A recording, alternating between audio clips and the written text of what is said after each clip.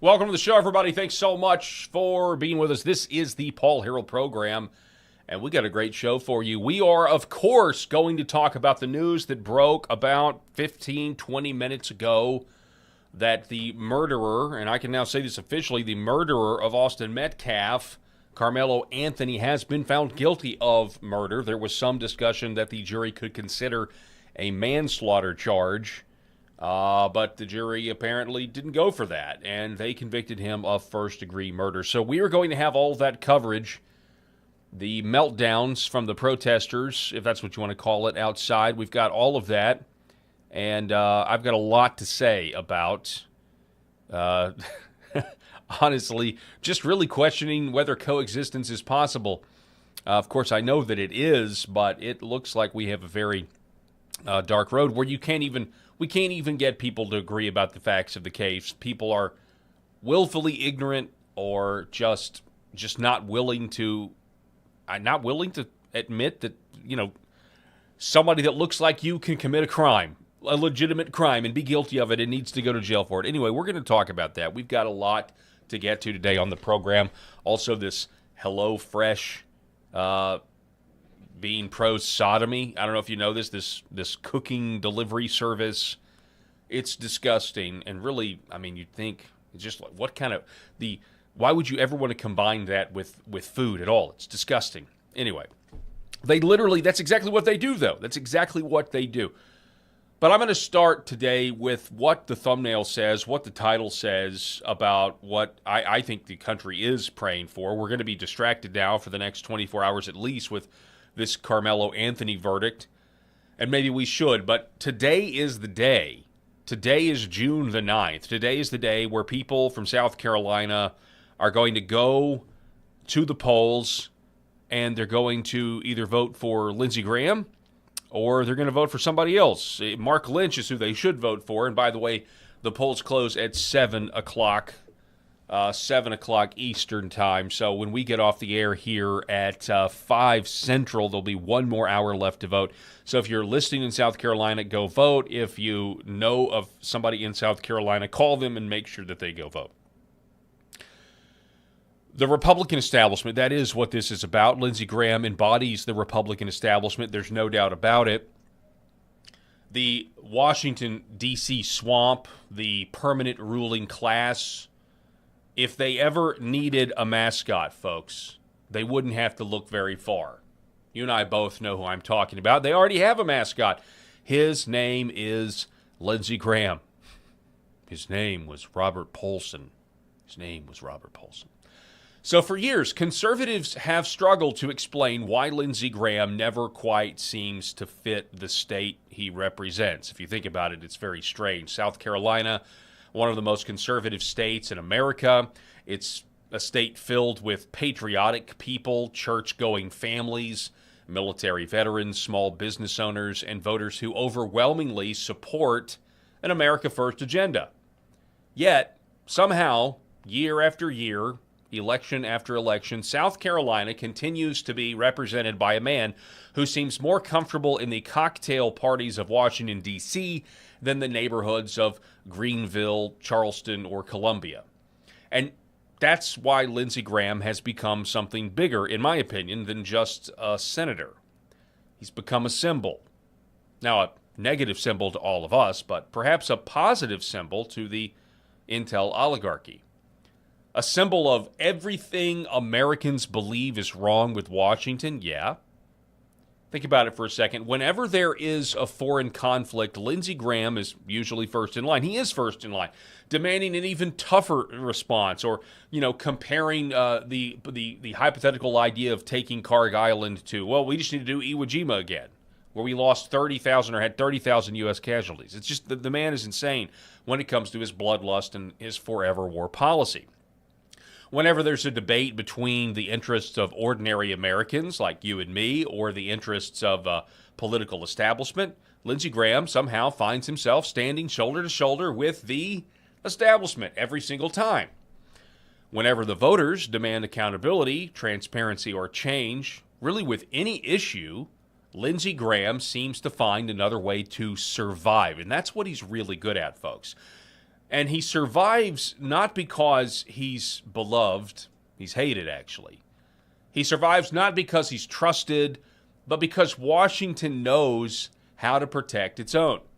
And that really, in my opinion, when we look at this primary debate that's happening, this primary election happening right now in South Carolina, that's the real story to me.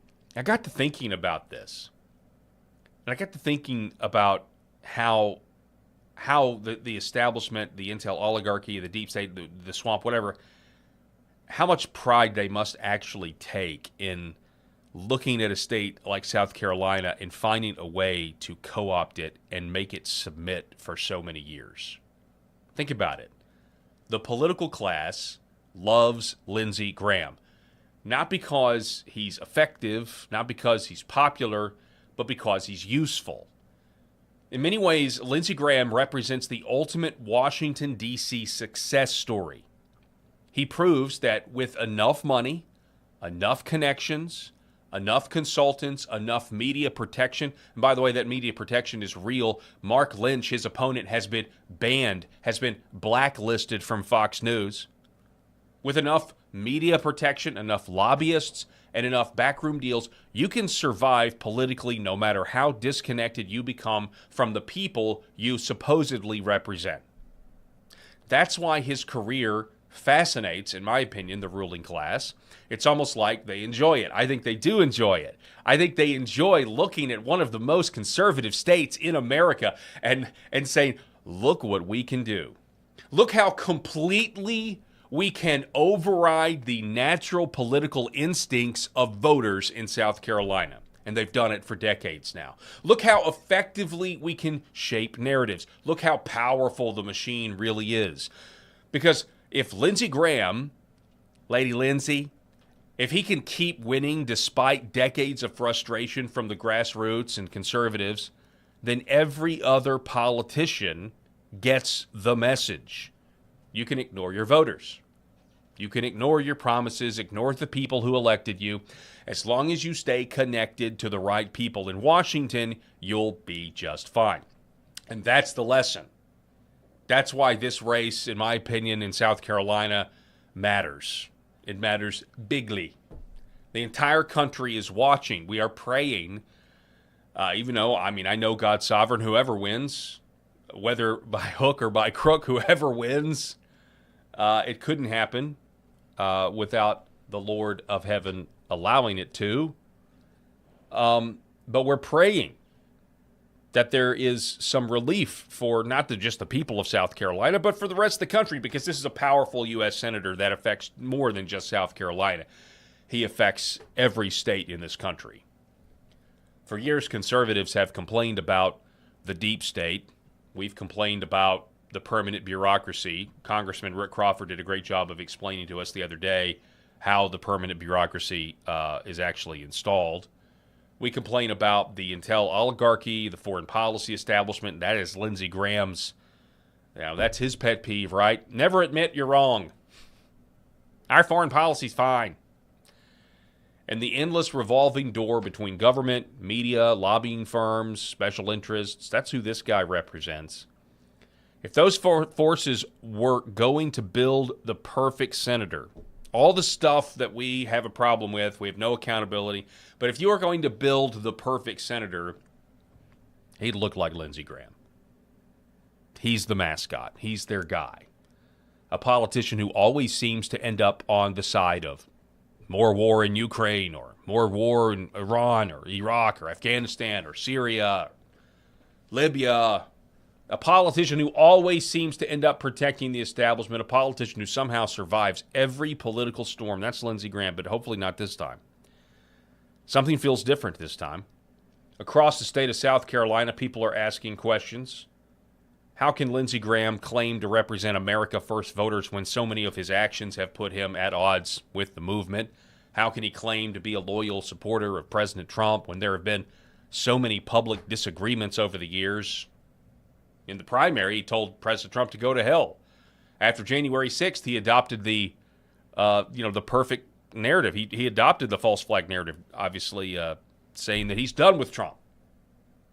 How can he continue presenting himself as an outsider after spending decades as one of Washington's ultimate insiders. By the way, everybody's really upset right now over what's going on in Belfast, ladies and gentlemen, and this Sudanese immigrant that tried to cut the head, or maybe successfully did cut the head off.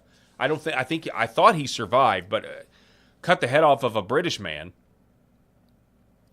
And you look where all these immigrants come from. They come from the wars. They're the results of the wars. Like when it comes to the National Guardsmen here in America that were killed at the Afghan refugee resettlement program. Guess who did that? Guess who is? There's video of him on the Senate floor championing that, making us less safe, importing these third world radicals. Lindsey Graham doing that.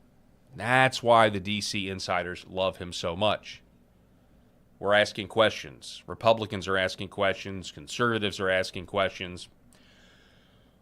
We don't feel like, we all know, we feel like Washington stopped listening to us a long time ago. I'll tell you this, though, when the polls close, we get the results in, if Lindsey Graham doesn't have 50.1%, it's going to send shockwaves across Washington, D.C. This election does, I think, make them nervous. This is the first time in a long time in South Carolina the machine does look vulnerable, and that's because they do have a good candidate to vote for, a good alternative to vote for in Mark Lynch. A runoff, again, would send shockwaves through D.C. The political class has spent years telling everyone that Lindsey Graham is untouchable. They've spent years telling conservatives to just accept him. Now, this is the best you can do for South Carolina, the most conservative state in the country. Oh, Lady Lindsey, he's the best you can do. No. Please no. A runoff would shatter that narrative overnight.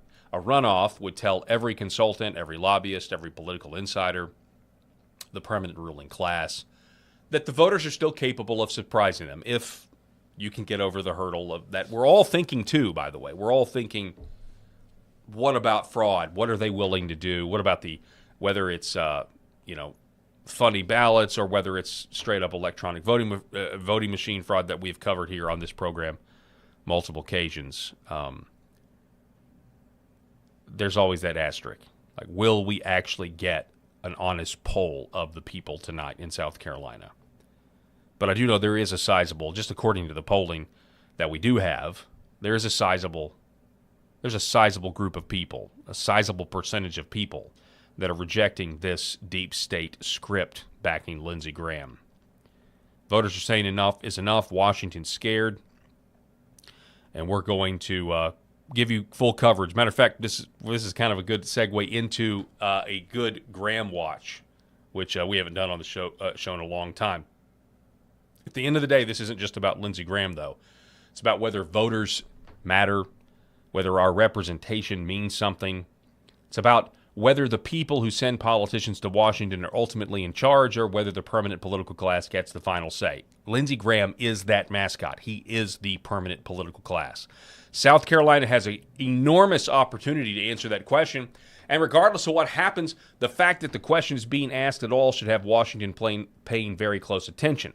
So, today, ladies and gentlemen, say a prayer for Mark Lynch. Say a prayer for his campaign. Say a prayer for the people of South Carolina. Pray that if the intel oligarchy tries to steal this election with funny ballots or electronic manipulation, they will be caught in spectacular fashion, fall into their own nets, a la Psalm 35. And it'll be for all the world to see. And pray that the authorities would also act quickly and have courage to bring any wrongdoers to justice. It's time for a Lindsey Graham watch. But before we do that, the show, 14 minutes in, starts now.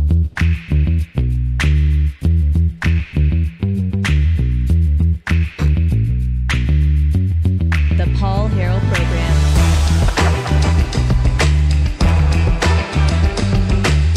All right, folks, welcome. Sorry that was a long monologue, a long intro.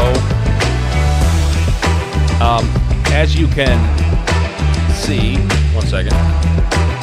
As you can see, I'm flying solo today. Rob Spencer, Eric Haynes, they are out on assignment. That assignment is their jobs. And so here I am holding down the fort for the next hour and a half, hour and 40 minutes or so here on LFA TV, also broadcasting over at the Paul Harrell Program YouTube page, Facebook, Twitter. We'd ask you to do all the things. If you're watching on LFA TV Rumble, make sure that you follow the channel first, but then subscribe to the channel, okay? If you're watching over on YouTube, we want you to subscribe and click the little bell to receive notifications. Smash that subscribe button, as the young kids say. So we would really very much appreciate that. So yeah, it is time for Graham Watch. Here it is. Senator Lindsey Graham loves New Wars. This segment is called Graham Watch, and it's dedicated to him. We see you, Lady G.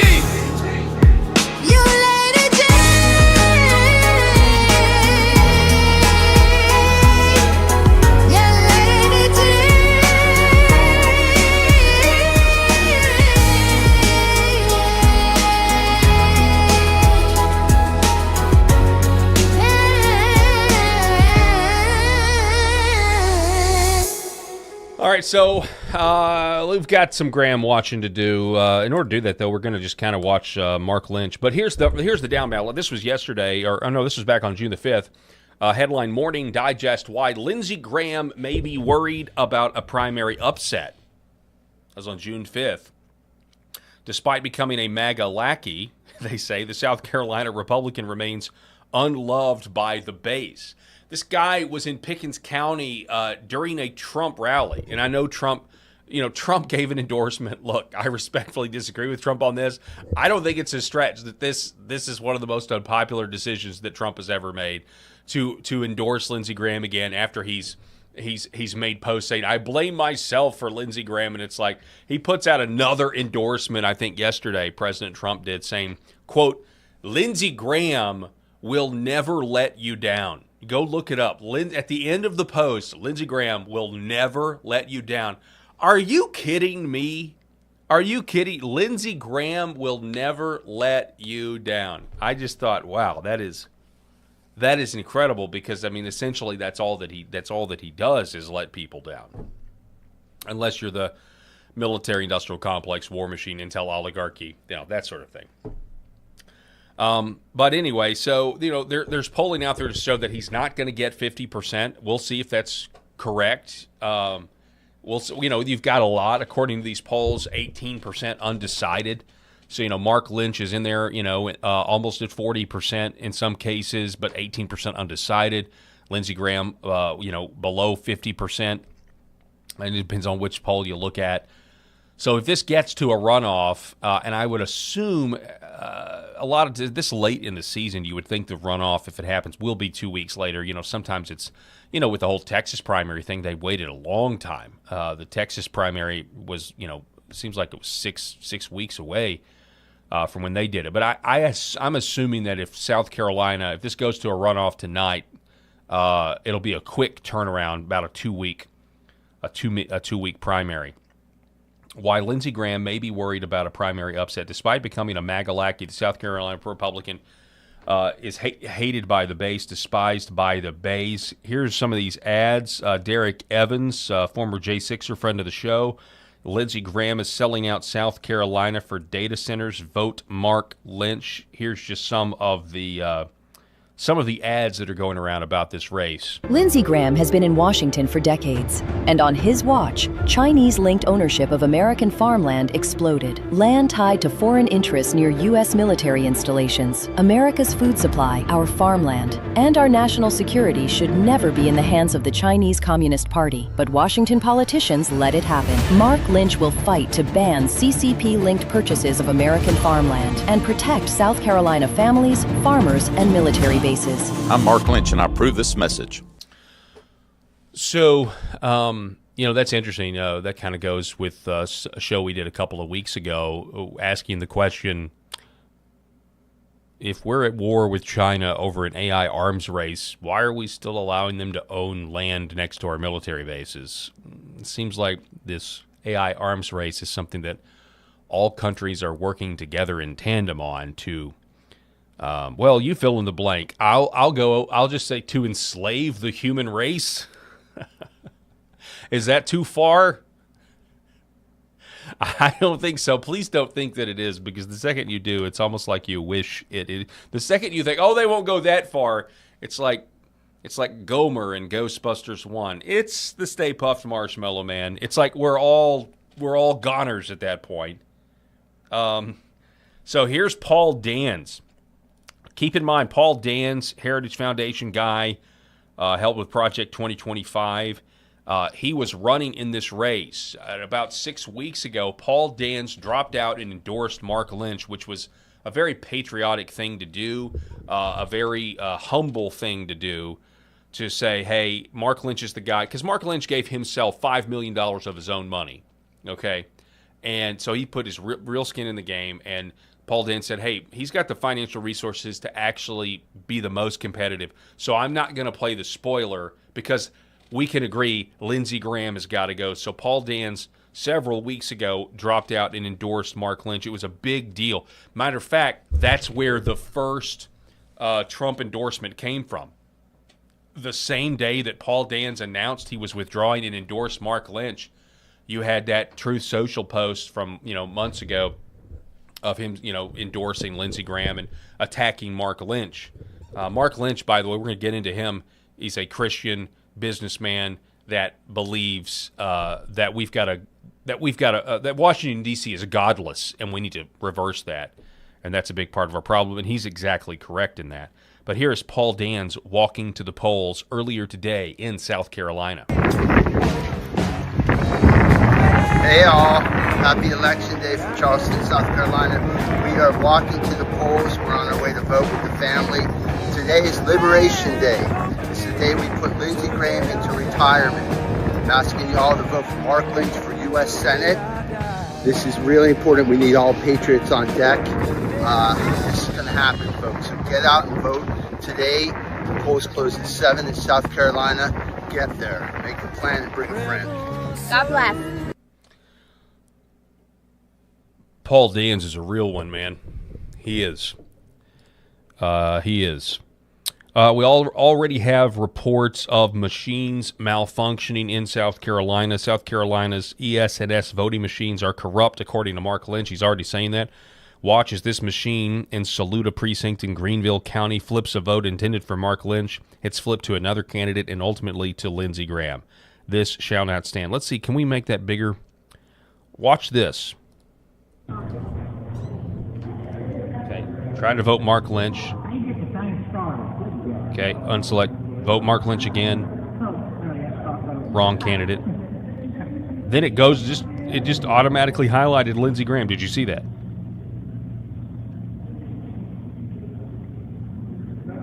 Unbelievable. So you're gonna have to overcome. I mean, and just appeal to heaven. That's what you got to do, and put it in the good Lord's hands, because you got to wonder. Again, anybody telling you that in any context, I don't care what the context is, that electronic voting machines are good, need to remain, there's nothing wrong with them, those checks and balances. No, there's not, first of all, but it's insane. It's insane, and to give people that disagree with me the benefit of the doubt, you just lack imagination. I don't think you're malicious. Some of you are, but I don't think you're malicious.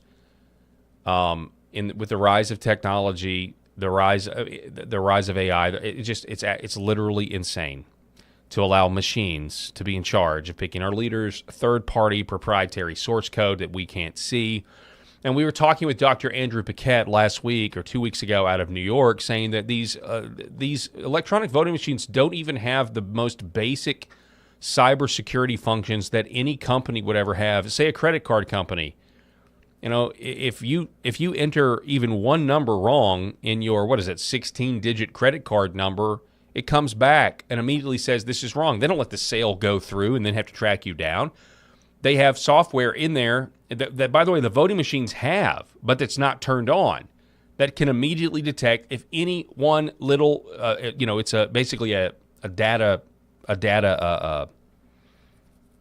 Oh, I don't know. I can't remember the technical term. I'm not a computer guy, but basically data security. If your zip code is off by one digit, your card doesn't work.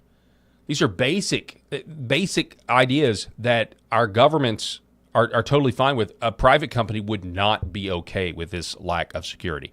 And that's before you even get into the manipulation, the connection to the internet, thumb drives, whatever you want to say, or just AI in general, or how it's very difficult to prosecute anybody if they're pushing buttons behind the scenes or putting in corrupt algorithms, because there's a very small amount of people that actually understand how you could use these machines to actually steal elections. And the smaller a group of people understand a complex system, the more opportunity for corruption is, and it's unchecked corruption. But anyway, I digress. More on this race in South Carolina. We've got General Michael Flynn. South Carolina, I need you to hear this clearly, he says. Tomorrow, Tuesday, June 9th, you have the power. Is that a He-Man reference? You have the power to remove, I know that's in theaters, you have the power to remove Lindsey Graham from the United States Senate, decades in Washington. And what does South Carolina have to show for it? Open borders, endless foreign wars, and a ruling class that answers to donors before it answers to you. This is not about party. This is about accountability. Go to your polling place tomorrow and vote Mark Lynch for United States Senate. Welcome, United States Senator Lindsey Graham. Do you know how you make America great again? Tell Donald Trump to go to hell. I get called all these horrible names by Lindsey Graham, who I don't even know. I didn't start it with Lindsey Graham. I couldn't care less about Lindsey Graham. But when I need some of those liberal votes, he's always there to help me get them. If you can't admire Joe Biden, you got a problem. What's not to like? We have open primaries here. That's how Lindsey Graham and a lot of guys in our state house continue to get elected, is because they're being elected by Democrats crossing over. He's not a Republican. He's voting like a Democrat. He received money in 2016 from George Soros, and he's not a rhino. He's a traitor. This is treason. He's betrayed the citizens of South Carolina, America, Donald Trump. Hello, I'm Mark Lynch, and I'm running for the United States Senate in South Carolina to replace the flimsy flopper, traitor to the Republican Party, 30-year warmonger, Lindsey Graham. South Carolina deserves a true conservative who stands on godly principles while serving you. It's time to dump Lindsey. We love Donald Trump. We respect him. But his endorsement won't save Lindsey in the state of South Carolina this time. We're ruining our country and our heritage and everything we all stand for, and they're just here taking advantage of it. No weapons formed against me shall prosper. I'm from Greenville, South Carolina, born and raised here. My wife of 37 years. We have 2 children, 4 grandchildren. I'm an ordained deacon in our church at Burnsview Baptist Church. And my wife and I, having done mission trips all over the world, we know the next mission trip is the swamp in D.C. Wow. We all want peace. We all want freedom. We all want the liberty to live our lives without government interference and without wars going on all around us. We're paying for our own destruction in America. I'm a successful businessman. I've worked for over 50 years supporting the great state of South Carolina, providing employment. We dedicate our business to the Lord. We bring that into the political realm too. It's a God first campaign. We know that making God first again is what will make America great again. That's the only way this country works with the Constitution our forefathers designed. I won't take a penny from AIPAC. We've got to have true conservative Republicans that will hold the line and not compromise and not take a paycheck and sell out, sell their soul to the devil and focus on themselves like Lindsey Graham has. And he's never voted to close the borders. In fact, one of his nicknames has been Grandesty. We've got to stop murdering babies inside the womb. We've killed over 63 million. America will be furious if we don't start arresting people. America First means stop funding endless wars, reversing disastrous inflation, and creating jobs for Americans. Our government's gotten way too big. They've stepped over constitutional boundaries. People are starving for the truth. I humbly ask for your vote June 9th of 2026. Together, let's bring true Republican conservative change to our great state of South Carolina and America. One nation under God. So again, that's General Flynn posted that video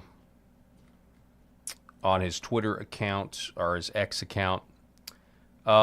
Also, it's apparently raining, or I don't know if it's rain. It was raining earlier. Some people were saying, Ivan Raiklen was saying that the rain could potentially keep voters away from the polls. He said this. Oh, look at that. You hear that, America? That's Lindsey Graham crying. See that? That's all of his voters sitting at home saying, you know what? It's a little too moist for me to vote for him. You know, you hope that's true, but you also know it could go both ways. It's going to deflate Election Day turnout. There's no doubt. And I don't know how, I'm not really sure, if it's still raining there or not. But it is interesting that the city, let's see, so on Mark Lynch's own property, apparently we've got a video of the Greenville City Mayor and Greenville City Manager's office, or at least the Lynch campaign staff reached out to them because one of their trucks decided to pull up a Mark Lynch for Senate sign, and it was in Mark Lynch's own front yard of the business he owns. So there are people that are really worried about this. Here's Mark Lynch. Again, I'm highlighting Lynch here because, well, number one, highlighting him on these different videos, but this is Mark Lynch on Steve Bannon's show. He's on Steve Bannon's show and all these other shows because he's been banned by Fox News. Now think about that. Now why? Well, it's because Lindsey Graham is got a reserved time slot. He has a reserved time slot on Sean Hannity's show almost every single night. He did the last time. He did it 6 years ago, too, when he was begging on Sean, please, send me money. And so here's what Mark Lynch said on Steve Bannon recently. First in D.C., and we'll get rid of somebody who said, what are the reasons he's a traitor? How about, the Russian collusion hoax when he tried to have Trump put in prison and General Flynn and all these people? And I heard Peter Navarro during the break. I saw him at a faith conference when we all prayed for Trump. 2,000 pastors came to a Franklin Graham event. Peter Navarro said, I've gone to prison for 2 years, so you don't have to. And we've got to stop this. And it takes somebody like me that has faith, that's not scared of any man, that'll hold the line, and we'll put America back on the offensive where it belongs and get these traitors out of our government. We will put God back. Very well said there. Here's a radio ad. This is how hard. Listen to some of these. I just want to highlight this radio ad that's being played in South Carolina. It goes pretty hard. Listen. For over 30 years, Lindsey Graham championed cheap labor and illegals. Graham accepted the La Raza Capital Award in 2007 and then said, shut up, bigots, to conservatives that objected. Lindsey Graham co-wrote the Gang of Eight amnesty bill for 11 million illegals, fought for the DREAM Act, backed DACA, and pushed H-1B visas that undercut American wages. It wasn't an accident or some Democrat that did it. Lindsey is responsible, drunk on power, and never married, with no kids or grandkids of his own. Lindsey Graham rejects our South Carolina values of faith, family, and America first. He was even booed in his own hometown. Term limit Lindsey Graham now. Paid for by courageous conservatives pack. I've been retweeting a lot of these all day. That's pretty. They throw that in there about the grandkids. Hang on. Yeah, that. He is responsible, drunk on power, and never married, with no kids or grandkids. Drunk on power, never married, with no kids or grandkids. I mean, what do we had to do? Spell it out for you guys? I wish that's what the radio ad said.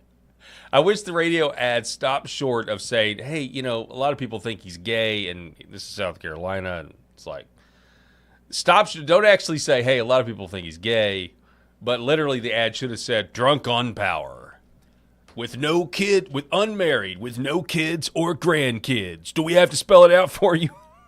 That's what it should have said. Do we have to spell it out for you? This guy doesn't belong in South Carolina. I know this is like the longest Graham watch ever. Hang on one second. A few of your comments here on the LFA TV chat. Let's see. Sly 57, rain in South Carolina is on the west side, moving north and east. Okay, thank you for that weather update. Let's see. Chicky Mama 69 says he sends kids to war is why. Okay, that's in response to something. Yeah, he said J6ers should be shot. 100%. I see the Carmelo. We're going to get to Carmelo, folks. I've got a whole nother hour and 20 minutes to cover Carmelo. We're going to get to Carmelo. I'm going to bring you the latest news that I've got, and I'll find some during the break. But longest Graham watch ever. I know we got to get wrapped up here, but this is a big day. And I planned a whole show. I planned a segment on this, and didn't. The news is fluid here. So let's see, what else do we have? Let's see, we've got more on that. Here's Derek Evans. Come on, South Carolina. You guys have an awesome opportunity right now. The best opportunity you've ever had and the best opportunity you ever will have to get rid of Lindsey Graham. If you want to get rid of Lindsey Graham, you live in South Carolina, get off the couch, get out, go vote for Mark Lynch, take a family member with you, call your friends, call your family. If you don't live in South Carolina, you know friends and family who do, get a hold of them, call them, tell them to get out and vote against Lindsey Graham and get him out of office. He's been polling below 50%. If he gets below 50%, there's going to be a runoff.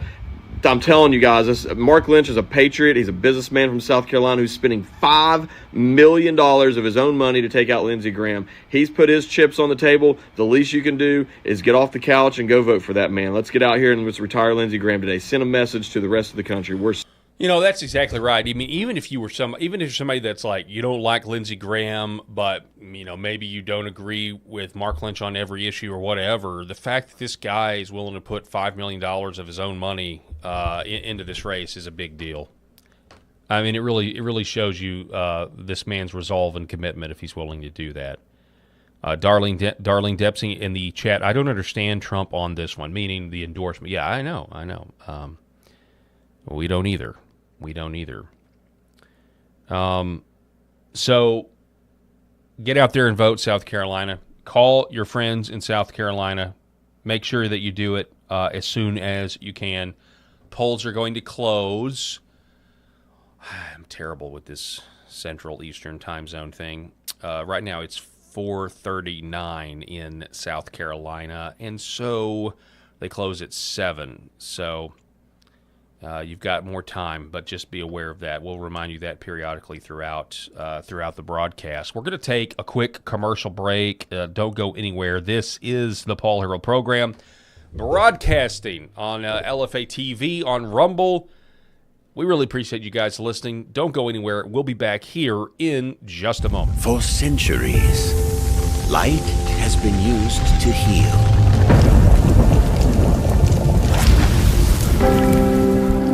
Awaken the body with Red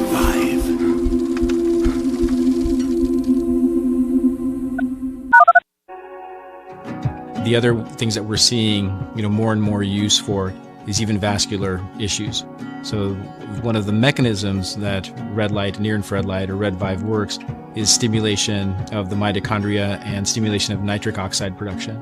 So when nitric oxide is released in cells, it vasodilates cells. It reduces inflammation. It moves blood. It brings blood flow to areas. So if folks that have issues with ulcers or burns or wounds, it can help stimulate increased blood supply, and you need blood to heal. So that can open up different avenues for peripheral artery disease, for neuropathic pain syndromes. And so that's one of the other areas for nerve injury or nerve pain that we can leverage this type of medicine.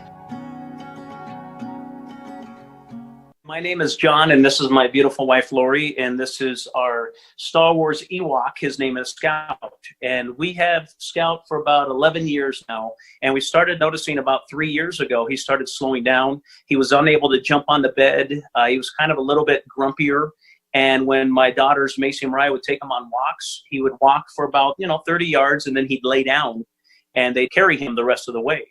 So I heard about Pet Club 24/7 and about the products from a gentleman that I really trust and share a friendship with. And he mentioned to me that they have products that are going to help him with his arthritis, help him build his immune system. And I said, okay, no problem. Let's try them out. And I kid you guys not, within about 2 to 3 days, we started noticing a little difference. And then we took Scout on a walk probably about a week after we started using the products, the Mush Puppies, and he would walk the entire way. He would walk at least a mile. and it's just been completely amazing. He's a new dog. He's 11 years old, which is around 80 years in dog years, and he's just happy. He's more energetic. He's not the grumpy old man he used to be, and we're just so thankful. And it was perfect timing because we lost our boxer Yankee about a year and a half ago, and it was really hard on us. So I'm so thankful for Pet Club 24/7 for the products that they offer. Imagine if you could have your best friend around one more day or one more week or even one more year. I'm so blessed and thankful that we were able to find this company and find these products for Scout. So thank you guys. Give it a shot. We appreciate you. God bless everyone. Behind every precious life, there was a choice. Behind every family moment, behind every special memory, there was a choice. A life of joy. A life that is beautifully and wonderfully made. At 7 Weeks Coffee, we are funding the pro-life movement, one cup at a time. Will you let your coffee serve a greater purpose?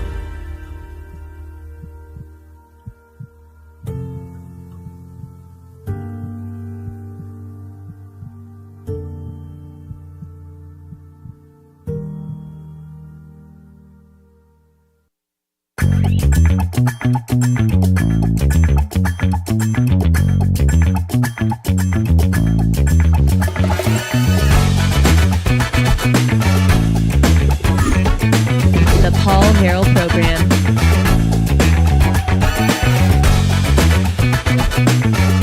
Hello. Welcome to the show. Welcome back to the show. We really appreciate you being with us. So, Carmelo Anthony found guilty of murder. The news broke shortly before we began our broadcast about 44 minutes ago. It's not really a surprise. It really should be a lesson to a lot of us out there about the danger of trying to hold the young black youths, and I'm speaking in generalities here, the young black youths to the same standard that you would hold other young people to. Apparently, when you try to do that, it's just a fact. This happens a lot. Hey, get out of our tent.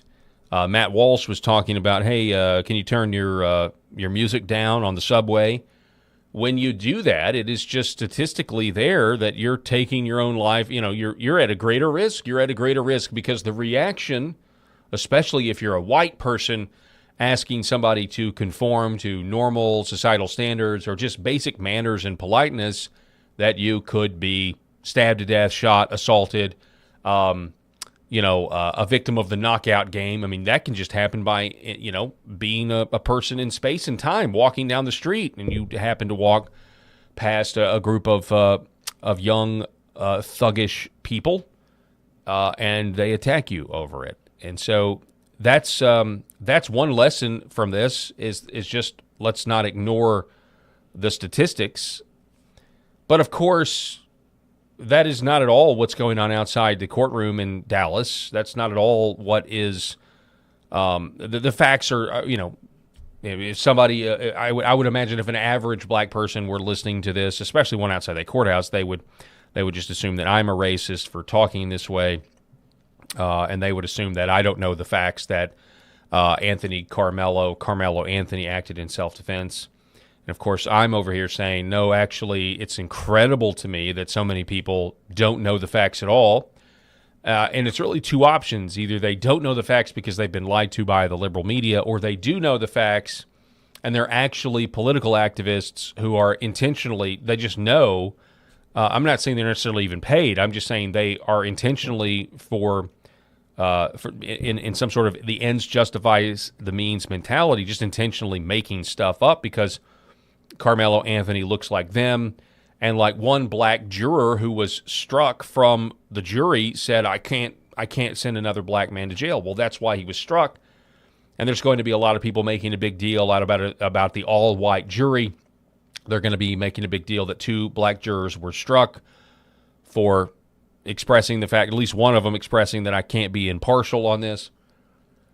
So I don't know, man. They deliberated for less than 3 hours, and they returned a verdict back. And you can imagine, you got to wonder what the Dallas Police Department's going to do. Are they going to allow rioting, things to get out of control? Let's hope not. Let's hope that any sort of law breaking as a response to the justice that was handed down today is going to be. You know, you also have these people who are saying, like, this was self-defense, and the same people who are saying that this was some sort of self-defense act are also the people who were anti-Kyle Rittenhouse when he was clearly using his weapon in self-defense.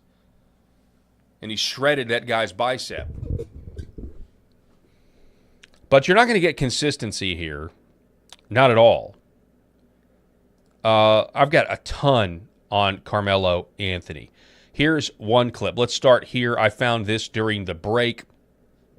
This apparently is from Court TV. Johnny Maga writing, Court TV melts down over the Carmelo Anthony guilty verdict.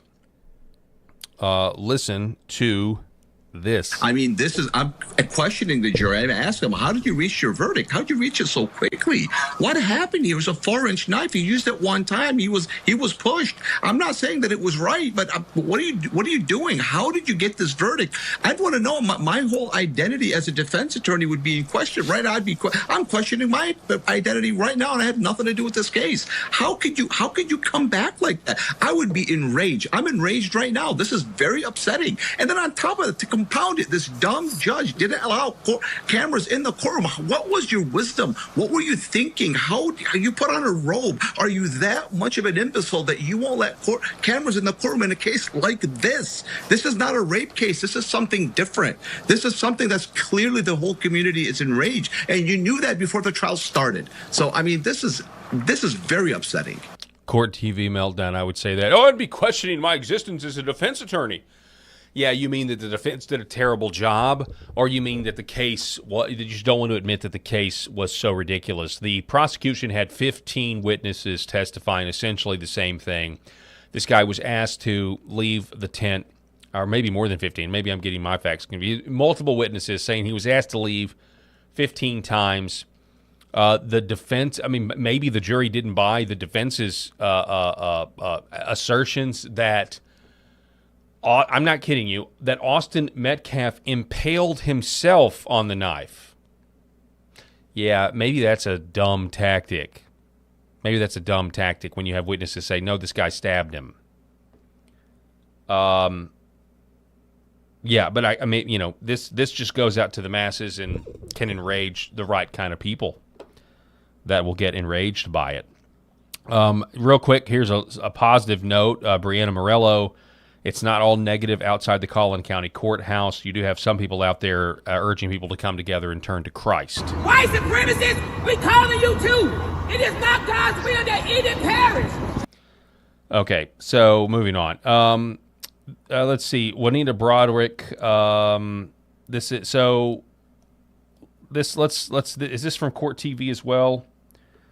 Here's some reaction outside the courtroom. Viewer discretion advised. What do you want us to do? What do you want us to do at this point? What? I'm lost for it. I don't know what to do. I got 5 boys. I don't know what. I ain't got nothing to tell them no more. You can't walk away no more. Rest in peace, Trayvon Martin. Let me ask you this right now. I hear. What do you want us to do? What do you want us to do? Teach your sons to respect other people's spaces. To teach your sons to not pull out knives for being asked to leave a place that they don't belong. Just basic manners and politeness. Teach your sons to not think of it's like teach your sons to not think that asking somebody to leave is somehow cause for murdering somebody. Like teaching your sons that if a white person tells you to please do something or to just do something, it doesn't automatically mean that they're racist and they deserve to die. Maybe that's what you can do, but again, I know I'm literally just I know I'm preaching to the choir. Also, this was a clip from from Dallas, Fox News Dallas. This is a scene outside the courthouse where you have somebody who is clearly wearing an American flag T-shirt, believes presumably that Carmelo Anthony is a murderer. You have this black guy who believes that Carmelo Anthony is not a murderer, and this was the exchange. The judge as well in this case said it was not a case about race, but you cannot deny that just the facts of the case and what we've seen play out since then and what we're happening now is because the defendant is black, the victim is white, and that's the bottom line. But again, this is what I alluded to when I said this has brought out what's bubbling right beneath the surface. The judge as well in this case said it was. So, I mean, how do you coexist with that? I mean, this is not a person that wants to coexist. It's not a person that wants to cooperate in any sort of society. I said yesterday when we were talking about this with Rob, and by the way, Rob and Eric are out today, obviously. I said this yesterday. I was talking to Rob, I mean, you look at all this and you're reminded, wow, I mean, we're the United States of America, but in a way we're just multiple nations, trying to claim that we're all the same nation. And obviously I know this is not every black person, but you really got to wonder, how does this resolve in a peaceable situation? And I don't know the answer to this because it's getting increasingly out of hand. And one of the reasons it's gotten to this point is because you do have these female judges, most of them these woke liberal female judges that continue to put violent criminals who are black back out on the street because they believe their actions are a result of white systemic racism or whatever, Literally, we wish the world were one way, even though it's not, and I'm going to just try to make it a reality by releasing violent criminals back into the streets to kill people like Irina Zaruska or anybody else. I mean, take your pick. The most recent example was the old elderly male teacher who was pushed down a flight of stairs and killed by a black man, and who had just assaulted a white woman a couple weeks earlier, but she didn't press charges because she didn't, quote, want to put another black male in jail.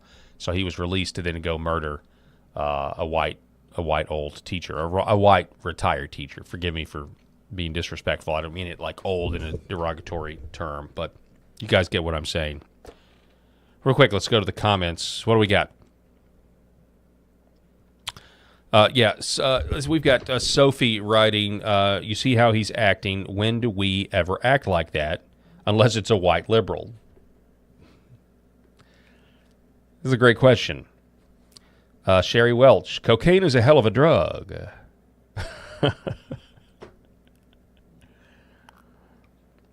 Let's see, what else do we have?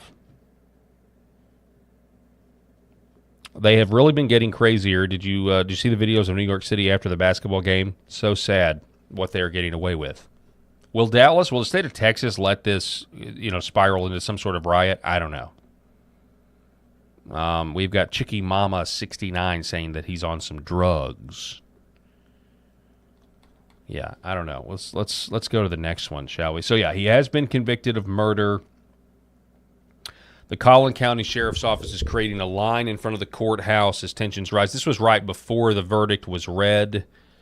Let's see some of the same things. Let's see here. The judge warned everyone not to react. We have one about the tears.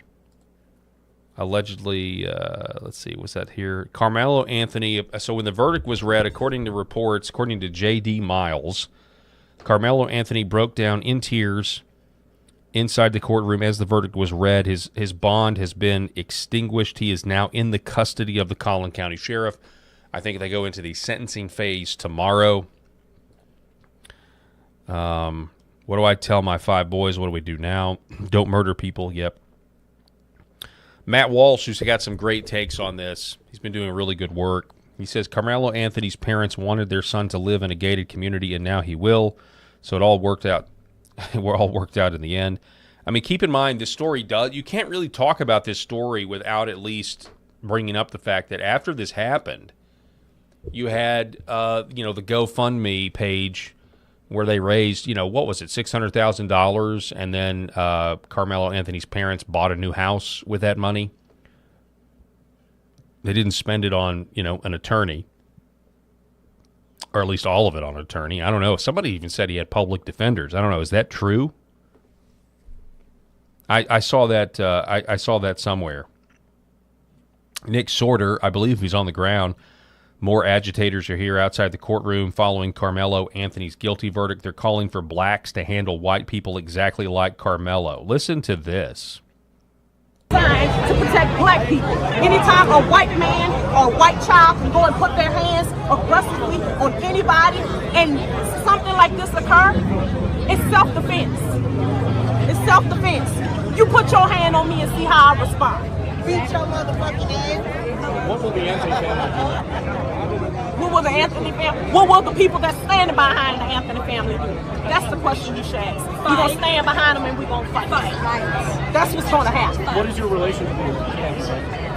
I have no relationship. We black. We're brothers. We're black. We're brothers and sisters. We're blacks. We're the indigenous people of this earth. Okay, so black supremacy. Okay, great. The indigenous people of the earth.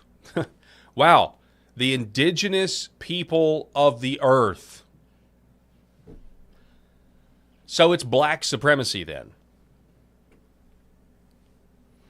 Black supremacists that are going to deal with white people who are demanding civility. I mean, I don't even want to rehash. I'm sitting here. I'm so over it. I'm so done with it all. And I know we're gonna cover more of it, but I mean, it's just one of these things. It's like I don't even know. I'm so tired. The whole black fatigue thing. I'm just tired. I'm to the point where it's just okay, whatever. Make your decisions accordingly, ladies and gentlemen. Make your decisions accordingly. Protect your family. Don't put them in unsafe situations. Because this is, these are the sentiments of people who just refuse to be held to any sort of standard, any sort of standard at all. Just any standard at all. Just no, we can't do that because it's racist. And I know people are saying. Some people on the right would say, well, Carmelo did this because Austin Metcalf was white.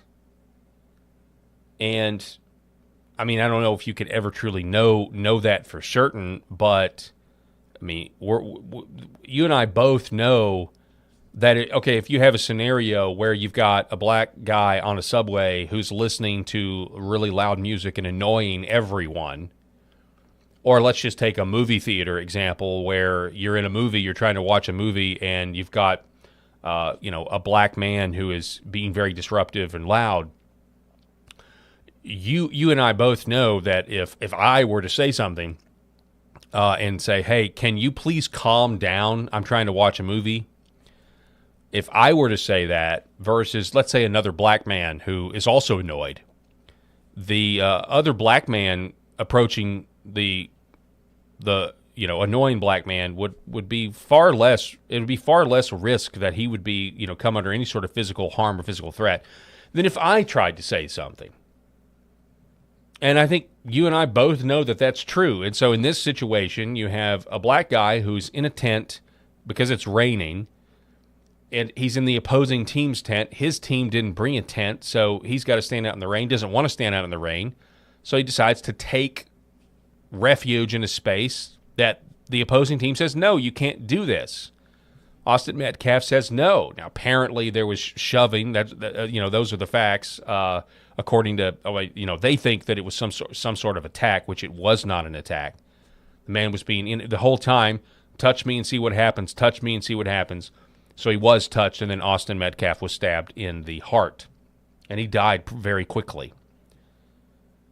And yet Court TV says, oh, it was only a 2-inch blade. Well, that's enough to kill somebody if you stab him in the heart.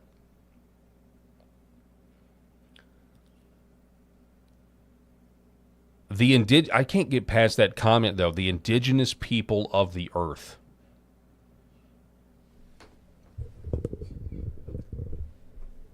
The indigenous people of the earth. What else do we have here? We have a few more. So Carmelo Anthony breaks down in tears. Matt Walsh, hopefully it brings him some solace to know that his parents were able to cash in and they can go home to a nice house in a gated community while he goes to prison. $600,000 raised for his defense, and they cheaped out on a lawyer who basically said, well, maybe Austin just fell into the knife. I have that. I actually have that here. 1 second. Let me read. These were some of the things I had pulled before the guilty verdict came in, so forgive me. Some of this is going to be old news. Carmelo Anthony suffers a major blow in court after his defense attorney, Mike Howard, attempted to argue that Austin Metcalf was responsible for his own stabbing and had essentially impaled himself, prompting an audible gasp from jurors in the courtroom. So that did happen.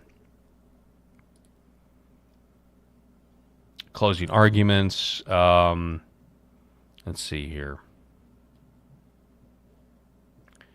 Here's J.D. Miles. This is what happened earlier during the closing arguments. 35 minutes each. Prosecutor Bill Werski waived the right to open, so lead defense attorney Mike Howard is starting.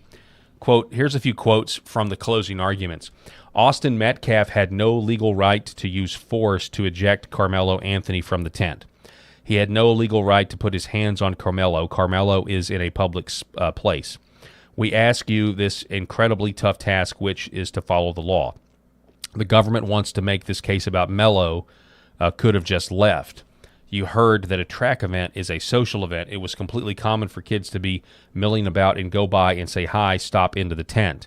We know that it was raining. I don't know why he had to have this argument about whether it was raining. We know how Texas weather is, so it's easy to think, boy, I better get out of this rain. He says a witness testified we had no problem with him under the tent while it was raining. You have to put yourself in his Carmelo's shoes, so you start under that tent. You want to get out of the rain. Sure enough, one of the people at Memorial says, yeah, come on over. Then all of a sudden, Hunter Metcalf or Austin say, who are you? You need to leave. These guys are much bigger than you. Do you turn your back and walk away and take a chance that these teenage boys with their raging hormones? What? This was an actual argument? Are you kidding me? Austin and Hunter had the right to tell Melo to leave, but they did not have the right to use deadly force to make him leave. Now, if you're a juror and you hear a defense attorney say that, when deadly force is actually what was used by Melo, what are you even talking about? Melo had an absolute right to defend himself against that. How do you know in a split second of chaos when it's too late? Because if you wait too late to defend yourself, self-defense is meaningless. It's got to be a proper response in the self-defense case. And by the way, the facts just don't bear any of this out. So yeah, it's no wonder they did cheap out on a lawyer. If that's what the lawyer is saying, $600,000 you raised, you bought yourself a new house, and now your son's going to jail. But I don't think there's any amount of money that a defense attorney could have done to get this guy acquitted. Because people were there. They witnessed the event. They saw what happened. And what happened was that a white guy tried to hold a young black male to societal standards and norms, and he refused to leave and put his hand in a bag, looked at them all and said, touch me and see what happens. And then he stabbed Austin Metcalf to death when they tried to make him leave. That is not a proportionate response at all.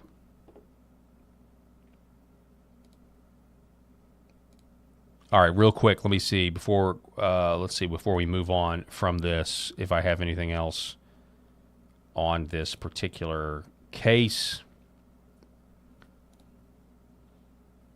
We got the same. It's just like the same stuff that's just like feeding the algorithm here. Let's see. What is this? I don't know how true it is. That's what they saying. I don't know how true it is. It just broke.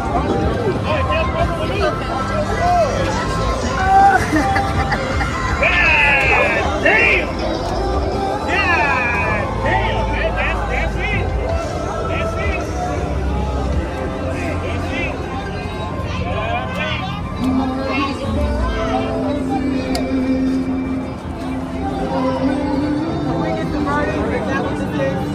Murder. They saying murder. They saying murder. They saying murder. They said no manslaughter. They saying murder. I thought it was manslaughter too. They saying guilty of murder on Fox right now. They saying guilty of murder. They saying guilty of murder. I swear to God, I'm sick of this shit. I'm tired of it. I'm tired. I don't give a fuck. I'm tired.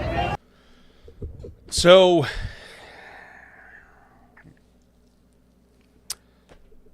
to them, this is the civil rights issue of our time. And to us, it's not. It's not at all. It's, well, maybe it is, but it's not it's just totally two different planets. We're on totally two different planets. Now, in one of those clips that we played, you heard somebody bring up Trayvon Martin, you know. We all remember Trayvon Martin, you know, Obama. And if I had a son, he'd look like Trayvon. We remember this. And I remember that, you know, I was, this was back when I was on radio. And I still, I mean, I didn't trust the media, obviously, back then when George Zimmerman killed Trayvon Martin. But I will say this. What the media did in that case is very similar to what's being done here. But back then, the Associated Press, you know, and NBC News, edited the 911 call, and just, you know, of George Zimmerman saying he looks black, and then, you know, he shoots and kills him, and they edited out the part of the 911 call where the 911 dispatch operator asked, "What color is he?" He looks black. Not only that, the Associated Press, when it came out that George Zimmerman was, you know, not a skinhead Ku Klux Klan white supremacist, that he was actually Hispanic, the Associated Press created the term white Hispanic. So they got to run with the story that Trayvon Martin was killed by a, quote, white Hispanic. And I remember, to me, just personally, as a young radio host, journalist, whatever, that really took me to a totally different place of distrust of the media. I mean, I was already at a 10, but I could not believe the intentional deception to that degree, all to try to stoke some race war that, you know, Obama could use to further divide the country. You know, the post-racial president that was the most racist president we've had in the 21st century, for sure.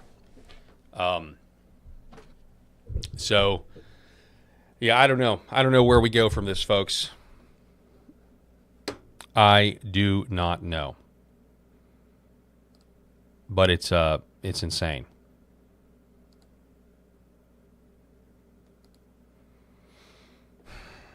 Sound off in the comments. Let me know what you guys think about this. Let me see what we got in the comments real quick, but we're going to move on.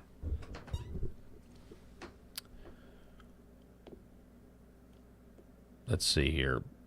Al Sharpton.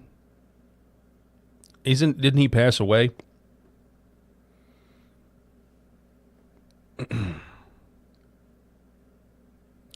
Sophie, 1916. She's tired, meaning the lady. I'm tired of this excrement. She writes, she's tired. My oldest daughter is afraid for me to go out alone. My oldest said, what is that woman tired from? Screaming? Yeah, pretty much. Remember the guy that sliced the Ukrainian girl's throat on the train or bus? Exactly. Well, was it Jesse Jackson? Bad Moon, was it Jesse Jackson that passed away? So they're saying Al Sharpton is going to speak. Is that true?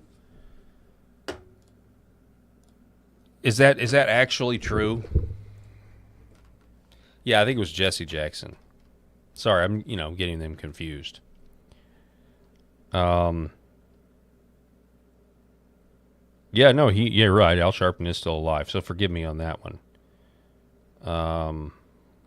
Yeah, I don't see anything about Al Sharpton speaking about this. Oh, so it says, somebody says Al Sharpton and the usual race hustlers will be on TV within an hour claiming. Okay, so that hasn't happened yet. But yeah, Al Sharpton is still alive. Sorry, that was Jesse Jackson. My apologies out there. Yeah. They are itching. So Angry Hot Dog writes, they are itching for a race war. They're still protesting about the Asian store owner killing the 14-year-old with a gun. Calpurnia61 writes, I've actually met a white Mexican. I was surprised. I didn't know there were any white men. Well, okay, but George Zimmerman. George Zimmerman. Okay, Sherry Welch says, no, I was making a joke about Al Sharpton. Okay, all right, sorry. But who knows what's going to happen. He'll be on MSNBC saying something, or MS Now, or whatever. Incredible. Okay, so one more post on this. Carmelo Anthony, Matt Walsh writes, is yet another young black man who threw his life away, and more importantly, took away an innocent person's life for no reason. It was senseless. It's time for the black community to stop rallying around and defending these sociopath thugs and instead work on raising children who won't make these kinds of insane, self-destructive choices in the first place. Yeah, that's true, but that's not going to happen. I mean, you look at, if you really, honestly, listening to the reactions, listening to people who have bought into the self-defense narrative and all this other stuff, it is very difficult, and I'm not trying to blackpill, no pun intended, but it is very difficult to look at that situation, look at that reaction, and again, some of it is going to be, the people are going to be the most radical. It doesn't represent, everybody in that demographic, but it is difficult to look at that and not blackpill and not, like you kind of, where is your way out of this with this kind of division? Where, we're in a situation where you can't lie and say that the other side is right. We have to find what the truth is. We're not going to water down the truth because, so you're at an impasse. You're in an impasse. It's the same thing with the Democrats when it comes to the trans issue in terms of like, how are we supposed to work together when, one side thinks that a man can become a woman and the other side, let's work on tax policy together when the other side is like, no, trans men are men. Like, that's very difficult. Likewise here, like, this is an open and shut case that fits the statistics of what is going on in this country, specifically with young black men. And the people in their own demographic, that demographic just refuses to admit faults, refuses to admit that they're wrong.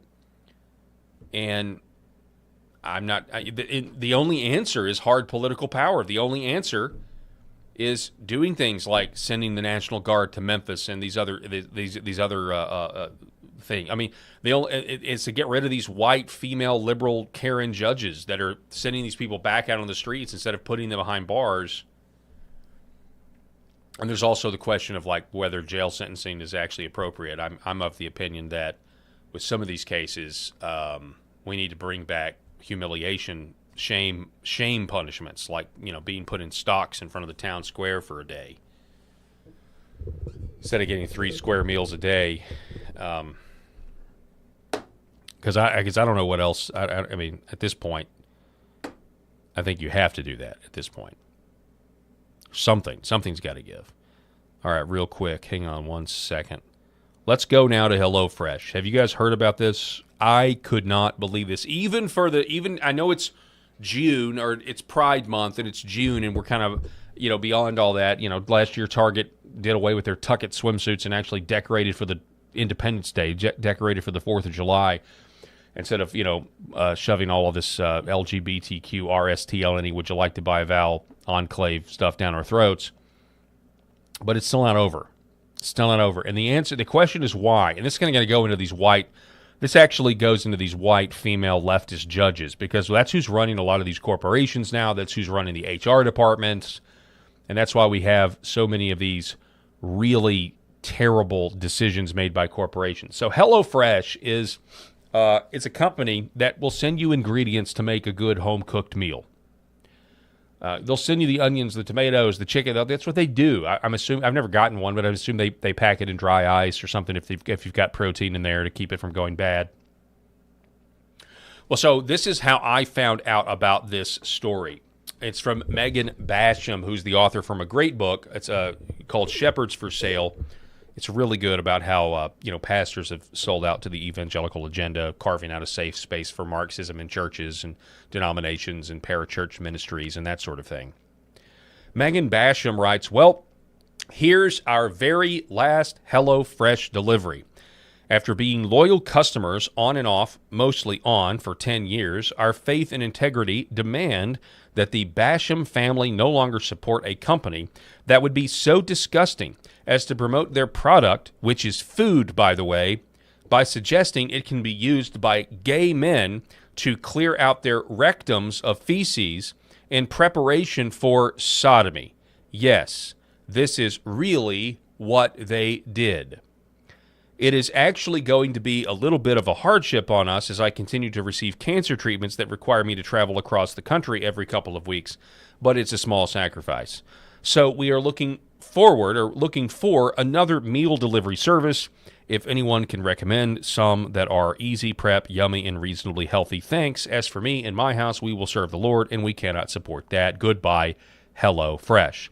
For those who haven't been tracking this controversy, she writes, here is HelloFresh's Pride post, which includes the promo code Bottoms Up. Bottoms Up. Here is HelloFresh's official statement. We know eating isn't always a top priority this month. We respect that. But for those of you who are prepping, we have an extensive lineup of high-fiber recipes available. Happy Pride. How about a Pride Month discount code? Bottoms Up. Use code Bottoms Up for a Pride Month discount. You ask, we deliver literally. So, this is disgusting on so many levels. It has been said before by, according to studies, that, for example, heterosexual, straight, normal men, when they see two gay guys kissing, it's the equivalent of looking at maggots, on a carcass, right? The act of sodomy, I mean, it's incredible, the complete lack of shame that is evident in our corporations and secular institutions. It's really not a question of neutrality, or it's like, are you going to be a Christian nation or a pagan nation that allows everything under the sun that's evil and wicked to be promoted as good, and then you call people that are actually good and wanting righteousness, you call them wicked, and the Bible says woe to the people that do that. And here we have HelloFresh making a post about sodomy and sodomites engaging in their debauched behavior during Pride Month. Imagine how it's just absolutely disgusting. So if any of you out there have ever used HelloFresh or are using HelloFresh, I've never used it. I'm certainly not going to use it now, but this is outrageous. And you got to wonder, in what world do they think that this is acceptable, where sodomy is just it's just thought of as just nothing. It's just a way of life now, and we can celebrate it. And this is why that pro-LGBT book, or it really wasn't a T book, it was a book in the 90s called After the Ball.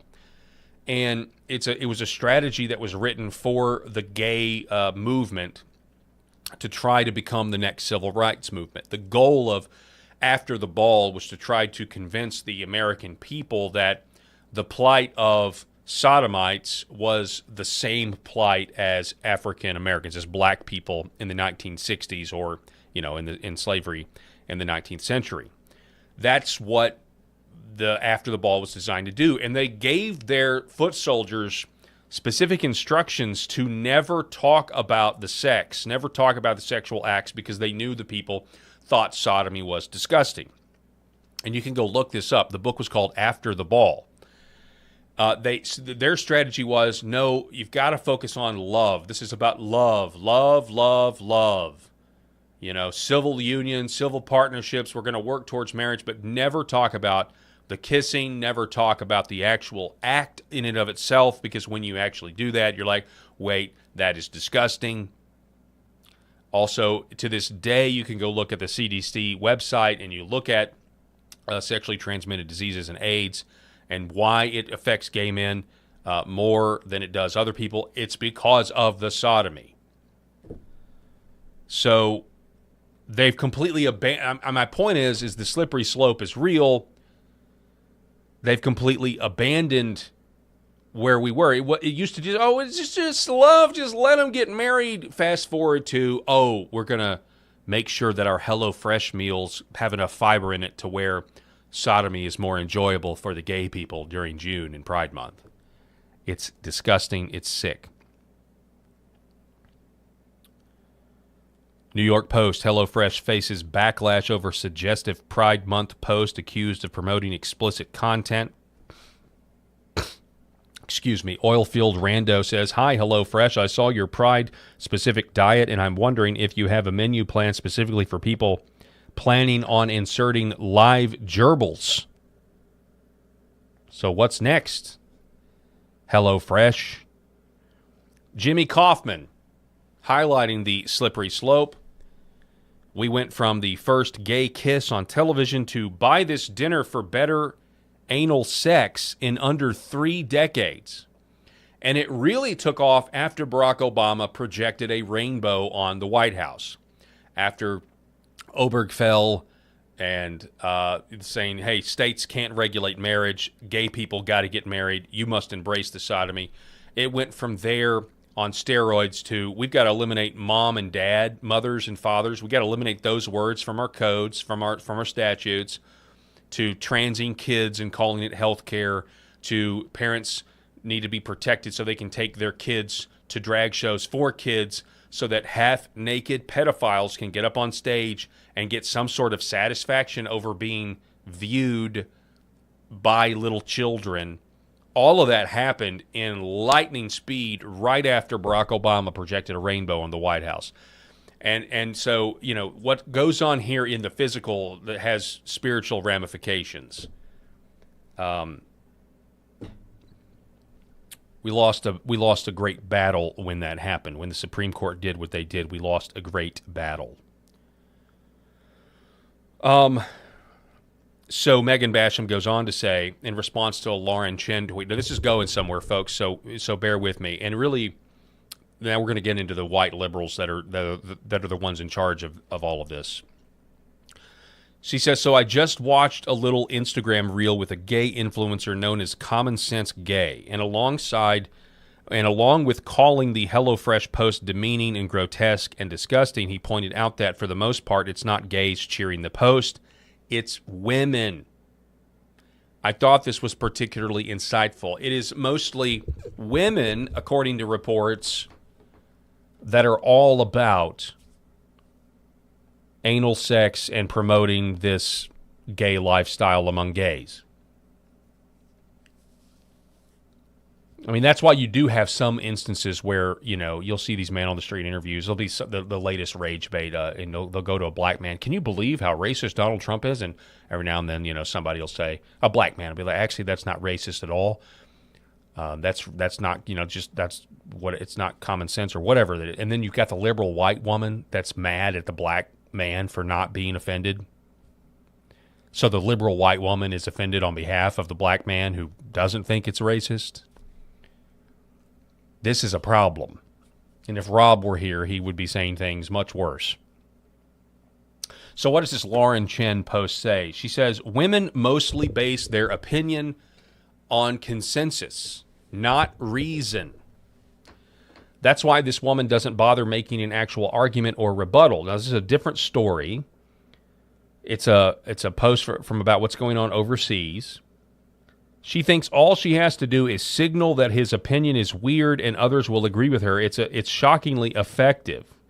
So this is a post from Retard Finder who says, this is what we're up against. So it's just a debate over at the BBC where a guy who is not for all these immigrants coming into his country, flooding his country, killing people in Belfast and other people like Henry Nowak, just saying, hey, look, if we limited the immigration, then housing prices would be affected. We'd have more housing.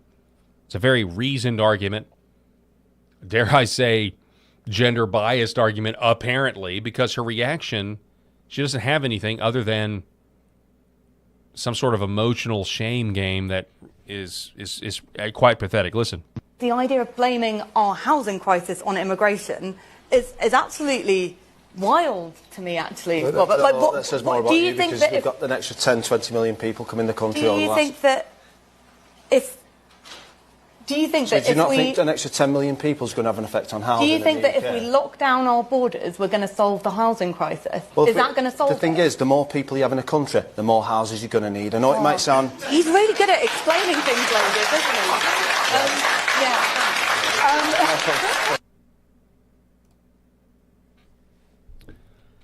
Perfectly reasoned argument. The more people you have in a country, the more houses you're going to need. Does not compute. Lauren Chin is right, though. And it's really not even consensus. Let's be clear. It's not that women tend to base their opinions on consensus. It's that women tend to base their opinions on the perceived consensus. And when you have every corporation, every major media outlet, in this point, entrenched government forces that are all saying the same thing, whether it's Black Lives Matter, LGBTQ, whatever, the perception is, oh, this is the consensus now, so now I'm going to fight. Especially if I'm childless, I'm going to turn what would be my mother hen instincts, and I'm going to find a cause. And I'm going to use that energy that would naturally be used in the context of a family and nurturing children and building a house, a household, and dare I say, submitting to your husband. You're going to turn that, and you're going to find, by the way, they'd rather submit to their boss at a soulless corporation than submit to a husband at home. Ever wonder how weird, ever think about how that's weird? Like the modern feminist woman is like, no, I don't want to be married to a husband and have kids. And I'm not going to submit to a man, as Scripture says, but they will go and submit to a boss at work who is likely a man. And they'll work long hours, even in a married context, even the women that want to work and still have a family and everything else. And I know in some cases economically, because the CIA rigged our economy to double the tax base and funded the women's lib movement. I know that that's still a thing that happens in a lot of well-meaning good families. But if you think about how much that takes, you're going to submit to a man outside of your house, and all of this time and energy. It's quite odd, but specifically it's odd with the liberal Karen woke girl boss. It's particularly odd with that. And then there's the whole woman. Then there's the whole concept of what is the real. There's a lot of blasphemy laws out there that are unwritten. One of them is telling a woman no. In our society, telling a woman no is a no-no. So in northern Kentucky, there is a gym owner who's Christian, and they got tired of the women coming scantily clad, being a distraction, and so they decided to create a dress code eliminating the option. It's like, we're not going to have these women coming in here with their cleavage showing and basically half naked walking around. There's other men here. We want to be a family establishment, and it's just getting out of hand. And you've seen this if you've been on any of the Instagram culture, TikTok culture, where these Instagram people, personalities, they like to film themselves while they're working out. And then they also like to shame the men who will look at them because they catch them on the camera. It's a whole thing. Well, I want you to watch this report from the Northern Kentucky affiliate, Fox affiliate here. Watch this.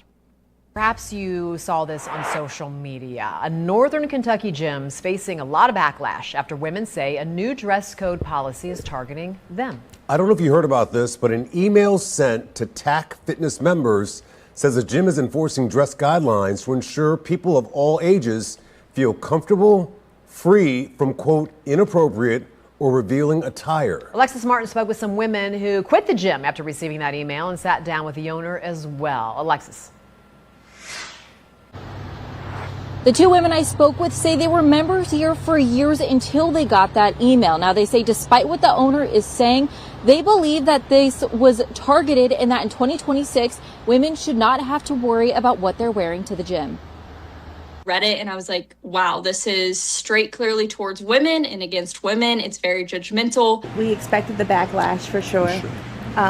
We never wanted to lose anybody. We never wanted to hurt anybody in that way. This email, titled Tax Standard of Modesty, was sent to members on April 16th. It says TAC Fitness is committed to a, quote, pursuit of excellence without vanity, strength without arrogance, and influence without temptation by exposure. This email highlighted a new dress code. Among the new rules, shirts must fully cover the torso, chest, and cleavage, and your butt must be covered by your shirt if you're wearing leggings. I spoke with the owners of TAC Fitness, Kevin and Kenzie Grantland. They say as a God-centered gym, the policy is meant to keep TAC Fitness a place where members of all ages feel comfortable and safe, free from inappropriate or revealing attire. So that says, as Christ is our center, we practice excellence to serve those who desire a healthier lifestyle. Yeah, it's not a place for hookup culture or, like they even said in the email there, temptation. If we're going to have a co-ed gym, which, by the way, you might make the argument that maybe co-ed gyms are a bad idea, but let's not go down that road. If you're going to have a co-ed gym, we want to have some dress codes to where women are not wearing revealing outfits. Something that really wouldn't be controversial, really even 20 years ago. But again, you tell women no now, and it's the last thing you're supposed to do in our society today. Never meant to target any specific group. It was simply just to bring modesty and professionalism into this space. Can you kind of see how women read this and were feeling targeted? I don't, only because we literally covered everybody. We were generous in this and considered everybody on purpose because we want everybody to feel welcome. Former members Valerie Mattingly and Michaela Beal say this policy made them so uncomfortable they canceled their memberships and never came back. It was a direct shot towards women. I think it's perceived as not being a community. You're not a community anymore once you start judgment towards a certain group of people. Mattingly says she worked out in sports bras because of how hot it would get at the gym and had never been told it was a problem. She was shocked when the email effectively banned much of her workout wardrobe. And it's 2026, this day and age, women should be able to feel comfortable how they are at the gym. And I also really appreciated the men that commented, standing up, saying, well, there's nothing wrong with what you're wearing. Beal says she's a God-fearing Christian. Yeah, the men are all, yeah, whatever you got to tell yourself, sweetheart. You're liberated up there on that on the stairs and the treadmill, yeah. But takes issues with how these standards are being applied to women. Control anybody else's temptations. I can't control what other people's thoughts. Now, what did she say there? I can't control how these standards are Listen being to this. She's going to say, I can't control other people's temptations. Real quick. Applied to women. Control anybody else's temptations. I can't control what other people's thoughts, their feelings, or where their eyes travel to. That is not my responsibility as an individual. I can only control myself. I am not responsible for anybody else. Kevin's. So here's the truth. You're not supposed to tell women no, but here's another truth. So men tend to struggle with lust. Newsflash. Men tend to struggle with lust. women want, their struggle is the temptation to want to be lusted after. Men struggle with lust. Women struggle with wanting to be lusted after. Do you see how that's a recipe for disaster? Of course it is. But we can talk about the fact that men struggle with lust all day long. I'm not responsible. Where your eyes go, that's on you. Actually, you might. Now, I don't presume this woman is a Christian. She may be, but this idea that this is only a one sex problem, a male problem, is just not true. And we would be wise to start to, rediscover modesty for those very reasons. Says as a privately owned gym, they can make these decisions to build their community. We're not going to appease to everybody, but I do think that, there is a chance for everybody to reap the benefit of the fact that we are applying modesty and professionalism in a gym setting. Beal says the owners can run their gym how they want, but she's choosing not to be a part of it. She says hearing other women share her frustration shows why this conversation matters. Sometimes we have been so conditioned to believe that women overreact and we're dramatic and we take things out of perspective, but not with this one. I think this one really shows where all women, or most women, I should say, have seen it the same way. And that's because you're not supposed to tell women no. And these brave gym owners, a man and a woman, said, we're going to tell you no. We're going to say this has got to stop. It's getting out of hand.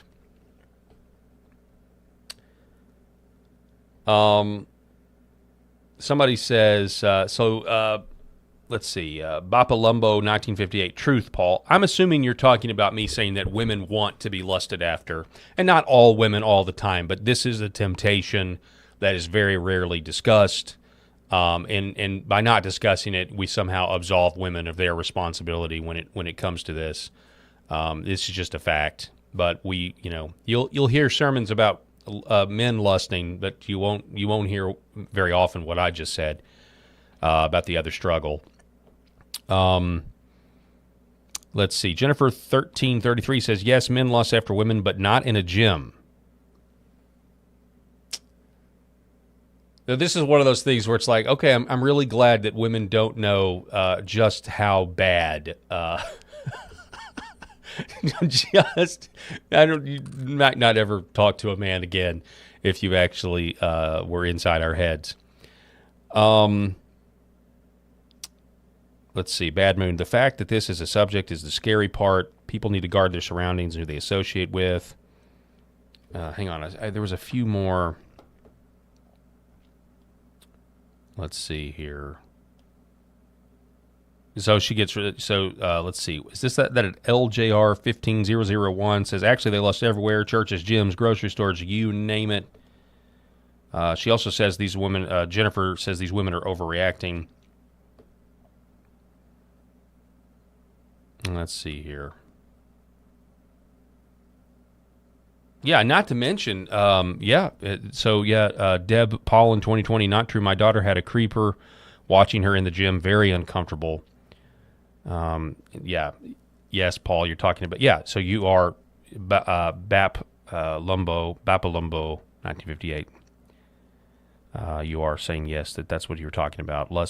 Women struggling with wanting to be lusted after. Okay, Jennifer says, I was being respectful to both sexes. Both sexes. Okay, I get you. I'm sorry. A lot of this stuff with texts and messages and that sort of thing, context can easily be lost. I'm actually the king of texting very poorly with people because I don't take the time to actually, it can really get taken out of context really quick. So anyway, let me know what you think. Telling women no is a no-no. And I just want to celebrate these Northern Kentucky gym owners, TAC Fitness. Anybody in Northern Kentucky, if you like what you hear, you have a new gym. If you want it, you have a new gym. This is weird. Texas Scorecard, which is a great organization, on keeping track of the legislation in Texas and Republicans and Democrats in Texas and that sort of thing. They say this, Texas grocery store tycoon sponsors drag queen shows for kids. Charles Butts has repeatedly worked against parental rights activists. Now, this is an old story from 2022, and for some reason it popped up in my feed right after I was watching this, covering the HelloFresh sodomy promotion. So, but I thought this was very interesting because it's an old story, and I don't know if you guys have ever been to Texas. You can't really go to Texas without shopping at an H-E-B. They're amazing stores, but I had no idea that the owner, Charles Butts. So I think they say that H-E-B stands for Hear Everything Better, but I also thought it originally stood for, I don't know, the guy's name, which was H-E Butts.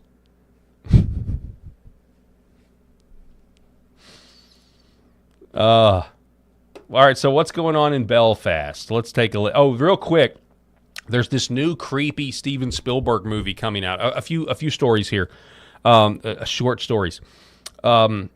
Steven Spielberg says his new movie, Disclosure Day, it's about aliens, as we're in the midst of disclosure from the government. What a coincidence.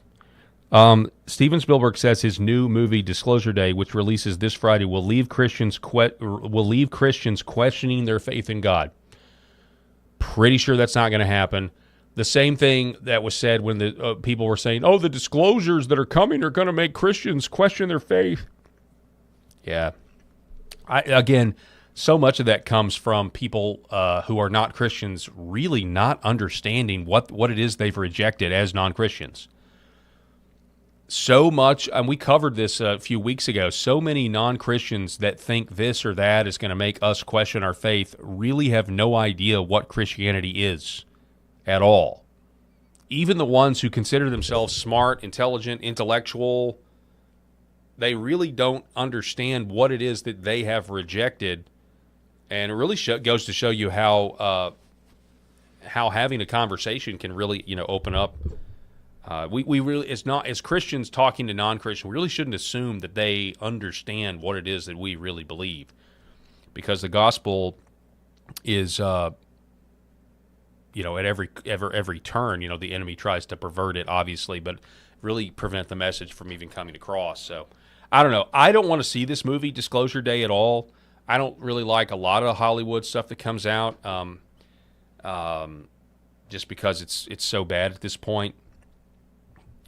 But the advertisements for this movie, Disclosure Day, I believe it stars Emily Blunt. And I felt weird the first time I saw the trailer. Emily Blunt is a weather girl on TV, and her consciousness gets hijacked, and she starts to deliver a message in an alien language to the world. Like, this is the setup for this movie. And when I saw the trailer, I didn't click on it by choice. It was an advertisement that came across Twitter or something like that. And she starts speaking this language. I immediately muted it. Like, I got 5-10 seconds in, and I was like, ooh, that's gross. Because first of all, I don't know what's being said. I don't know what's being spoken. Obviously, it's supposed to be an alien language we don't understand. But I don't put it past any of these people to, get us to listen to spells that are pronounced against us. Like, that's how evil I think Hollywood is at this point. And maybe I'm a conspiracy theorist for thinking that, but I would not advise anybody to go see this movie at all, because I just think it's also too coincidental with the alien disclosure supposedly coming out of the Justice Department, or coming out of the government. I just think this whole thing is a psyop, and let's see here. One comment. Bulldag. Politicians should stay out of religion. What do you exactly mean by that? Because I actually think one of the goals that I would like to see happen in our society moving forward is to debunk this phrase that you should never talk about religion and politics among polite company. Like, you don't combine the two. I actually think If you want to talk about religion, that's fine. That's okay with me. Just talk about religion. I can do that all day long. Just talk about theology. We can do that. But if you want to talk politics, you should be required to talk theology, required to talk about God. I think segmenting the two has actually been a convenient scapegoat to get us to vote for really terrible people that actually hate us. That if we were to dive down past the politics, well, you believe this way politically, but why do you believe? What about the character of God convicts you to believe a certain thing about politics? Because Christ is king over all spheres of life, all of it. It's all his. It all belongs to him. If you start pressing in to a politician and they have no theological basis for why it is they believe what they believe, you're going to find a man who has built his beliefs on sinking sand and not a rock, and that's why when the storms rage, they're going to let you down more often than not. Not to say that a Christian can't let you down. We all fall every day, but if you're going to talk politics, I want to know what you believe about God. I want to know who you think Jesus Christ is. And I want to know about these issues. What about these issues? How do you believe that? How do you reconcile that? And if you haven't done the work and thought about that, I don't really think you should be in public office.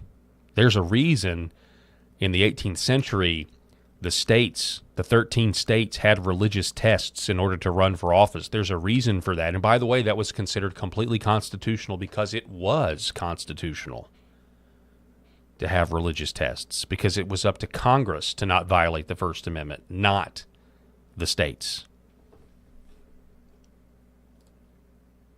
Speaking of religion, the city of St. Paul has officially determined that the January 18th invasion of the church up there in Minneapolis, the one Don Lemon got charged for going to and organizing with radical leftists, they've officially decided that the desecration of our worship was a peaceful protest.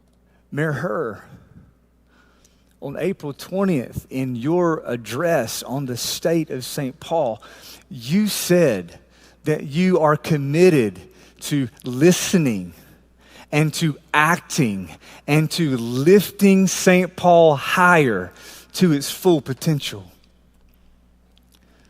But I wonder, do you include evangelical Christians in that commitment?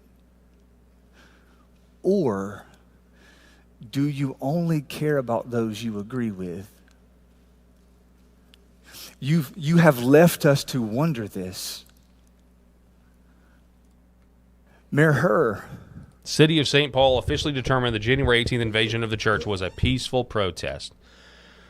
And that's why the feds got involved, because they knew that would always happen. And by the way, this confirms what I said.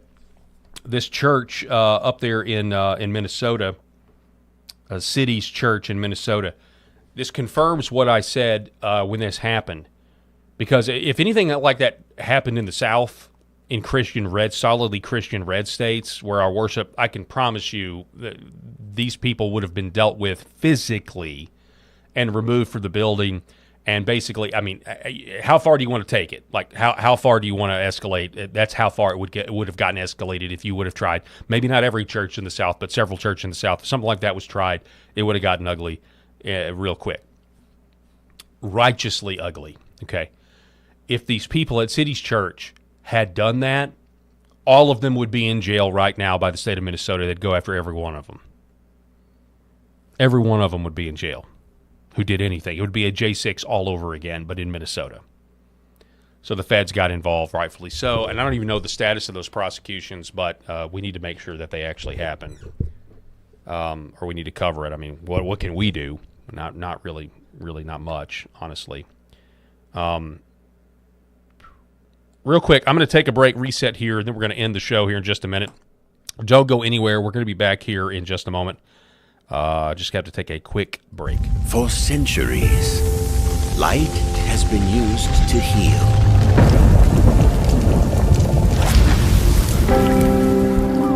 Awaken the body with Red 5.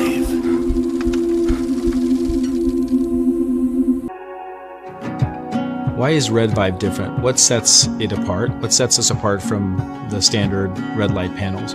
This is a medical grade device, and what that means is the red light bulbs and the near infrared bulbs have very specific wavelengths. If you think about the wavelength as the medicine, the 635, the 670, the 810, the 850, those were specifically chosen because those are the most powerful effectors of the cells. So those specific wavelengths, when they get into our body, when they affect our tissue, they spike energy production, they help with nerve pain control, they increase stem cell counts. There's very specific mechanisms that those specific wavelengths work at, and that's the medicine. So if you think of, say, medicine as an Advil or a specific steroid or a blood pressure medication, the wavelength is the medication. The other part of that, whenever you take a medication, is dose. Right? So you have the medication. So if you take 1 milligram of Advil, and the average dose of an Advil is 200 milligrams to 800 milligrams, it's not going to work. That doesn't mean the medicine's bad. It just means you didn't take enough. Right? And so even if you have the right wavelengths, first you have to have the right medicine, and then you have to have the right dose. And to have the right dose, you have, in light therapy, you have to have enough energy. So you have to have a powerful bulb. The LED bulbs, or light emitting diodes, have a specific wavelength, and that wavelength is the medicine. And the wavelengths that have been studied and published on that are the most powerful in affecting healing and the changes that we want to see with our bodies and our health are the 635 wavelength, the 670, 810 nanometer wavelength, and 850 nanometer wavelength. Those are all going to affect the mitochondria, the cytochrome C oxidase, and affect those powerful long-term changes and affect that downstream pathways. And that's what you get with Red Vibe devices. The highest efficacy, the best wavelengths, concentrated to help your health.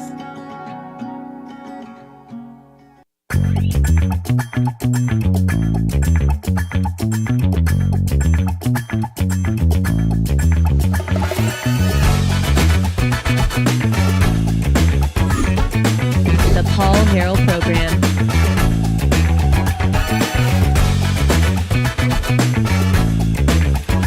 All right, welcome back to the show. Thanks so much for being with us. So we're kind of running out of show. I didn't get to Belfast today, so forgive me. I'm in a little bit of a Twitter spat here. Let me see if I can check in on this post that I made that people seem to be upset. Let's see here. Yeah, so there's this YouTuber by the name of Mike Winger who generally I like his content. You know, I've gleaned a lot. He's a Christian YouTuber, pastor, a former pastor or minister of some kind. And so I really don't. I need to do my due diligence here. I don't even really know why he is deleting this app. But there's a Bible app. There's all kinds of Bible apps out there. But one of the most, at least in my circles, going back 15 years, one of the most popular Bible apps that you can buy on your phone is called YouVersion. The idea, Y-O-U version, meaning they got whatever version of the Bible you want. They've got it. It's, you can depend on it or whatever. Mike Winger says here, bye-bye YouVersion. People generally expect you to only host decent and safe Bible translations. At least that's what I expect. I'd recommend using caution if you still use the YouVersion Bible app. So to any of you out there, use YouVersion Bible app. Just so you know, Mike Winger is like, I'm out. I'm not going to do this anymore. Now, I don't know about the story. Like, I don't know why he's upset. I did limited research. All I did was just comment. I was just in passing, like, hey, I'll comment on this. And so I said, I quit YouVersion a long time ago, probably 5-6 years ago. I quit YouVersion. It was in the month of February. Guess what's the month of February? Black History Month. That's right. Black History Month. So I commented and I just said, look, I deleted this app years ago when they recommended that I should read Bible studies written by black Christians during the month of February. That's when I knew they were infected with the mind virus. And this is straightforward. Now, of course, this has triggered some people. The first comment on this is, wait, is that bad? I have so many questions on so many levels about why this would ever be a bad thing.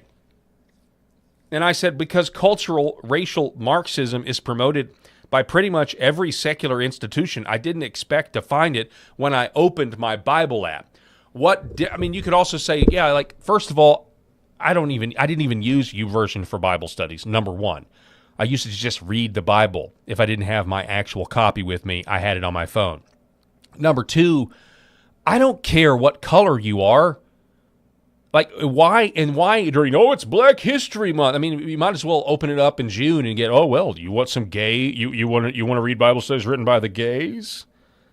Maybe we've got those for you. So I saw that, and I was like, oh gosh, okay, the cultural nonsense has infected YouVersion. It's just an app to read the Bible, and they're telling me, this month, to be in solidarity with Black history, this month, you need to read Bible studies and commentaries written by black people.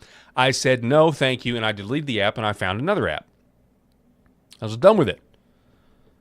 Let's see, Varinka says, I've been using for years. I've never seen that. David, it's sad that you are offended because of another race. Again, not because of another race. It's because the gay race communism that is everywhere infected my Bible app. The people that run the Bible app had been infected by it, and I didn't want to have to.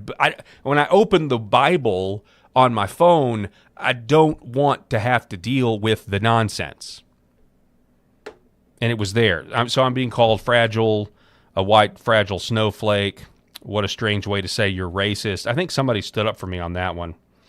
Yeah, a guy named Ryan the Zealot said, that's absurd to assume someone's racist when they're sick of people pushing their preferred races. Exactly. But anyway, I just wanted to share that with you guys. It's apparently for me, this is it's weird. Twitter doesn't really promote me. I don't ever really hit the Twitter X algorithm very often. So for me to just post a random comment somewhere and get 4,000 views within a couple of hours and comments critical is a rare thing for me. It doesn't really happen very often, and so it happened. Anyway, you can follow me at Real Paul Harrell on X if you want. And make sure you go to the Paul Harrell Program YouTube channel and click the subscribe button and the little bell for notifications. Also, make sure, if you're watching on Rumble, LFA TV on Rumble, make sure that you subscribe to Rumble, like Rumble, and then subscribe to it. And share. Not only share when I'm on from 3 to 5, but I want you to share just when this all-day 13-hour stream is amazing. I don't know if there's anything else like it out there. And so you get great content, great show hosts, different perspectives. It's fantastic. So I want you to, guys, please share this channel. Share it with your friends. Share it with on other social media platforms, whether it's X or Facebook or wherever, and let's continue to grow this thing together at LFA TV. Really appreciate it. Want to give a shout out to my sponsors: Red Vive Health, New Horizon Real Estate, Gateway Sight and Sound, Pet Club 24/7, and Sherrod Chiropractic. That is all the time that I have for this edition. I'm going to be back here tomorrow.